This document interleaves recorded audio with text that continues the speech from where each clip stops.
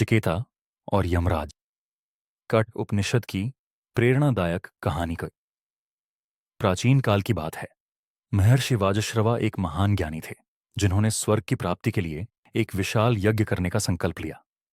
यज्ञ के अंत में उन्होंने अपनी संपत्ति का दान देना प्रारंभ किया, किंतु उन्होंने बेजान बूढ़ी और निर्बल गायों का दान किया, जो किसी उपयोग की नहीं थीं।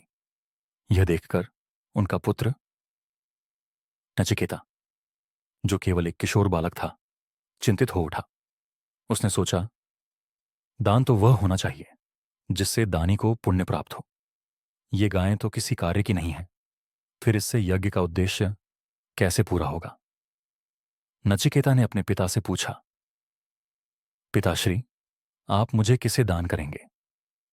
वाजश्रवा ने पहले तो उत्तर नहीं दिया, परंतु जब नचिकेता ने बार बार यही प्रश्न किया तो क्रोधित होकर उन्होंने कह दिया, मैं तुझे मृत्यु को दान करता हूं। यमलोक की यात्रा। पिता के वचन सत्य करने के लिए नचिकेता मृत्यु के देवता यमराज के पास पहुंचा। वहां जाकर उसने यमराज के दर्शन की प्रतीक्षा की, परंतु यमराज 3 दिन तक अनुपस्थित रहे। नचिकेता बिना कुछ खाए पिए यमराज के द्वार पर धैर्यपूर्वक बैठा रहा। जब यमराज लौटे और नचिकेता को इस अवस्था में देखा तो वे अत्यंत प्रभावित हुए। उन्होंने कहा, हे बालक, तूने 3 दिन तक मेरे द्वार पर प्रतीक्षा की है। इसके प्रायश्चित स्वरूप मैं तुझे 3 वरदान देता हूं। 3 वरदान। पहला वरदान। नचिकेता ने अपने पिता की शांति और प्रसन्नता की कामना की।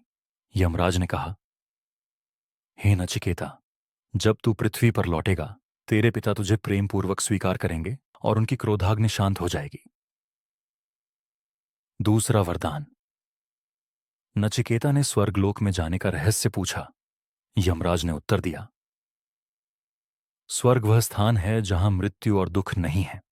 जो व्यक्ति यज्ञ और सत्कर्म करता है वह इस लोक में आनंद प्राप्त करता है। तीसरा वरदान। नचिकेता ने आत्मा और मोक्ष के रहस्य को जानना चाहा। यह सुनकर यमराज गंभीर हो गए और बोले, हे वत्स, यह प्रश्न अत्यंत कठिन है, इसे देवता भी समझ नहीं पाते। तू कोई अन्य वरदान मांग ले। परंतु नचिकेता अडिग रहा और बोला, हे यमराज, मुझे धन, दीर्घायु, राज्य, सुख संपत्ति नहीं चाहिए। यदि कोई सत्य है तो वह आत्मा का ज्ञान ही है। कृपया मुझे वही प्रदान करें। यमराज ने नचिकेता की परीक्षा लेने के लिए उसे अनेक सांसारिक सुखों का प्रलोभन दिया, परंतु नचिकेता विचलित नहीं हुआ। अंततः यमराज ने उसे आत्मा और ब्रह्म का गूढ़ ज्ञान प्रदान किया। ऋक्कुक प्राण। शिक्षा। आत्मा अमर और अविनाशी है। मृत्यु केवल शरीर का अंत है, आत्मा नहीं मरती। इच्छाओं का त्याग कर सच्चे ज्ञान की प्राप्ति से मोक्ष संभव है। ओंकार AUM ब्रह्म का प्रतीक है और मोक्ष का द्वार है। डार्मोनबारस निष्कर्ष।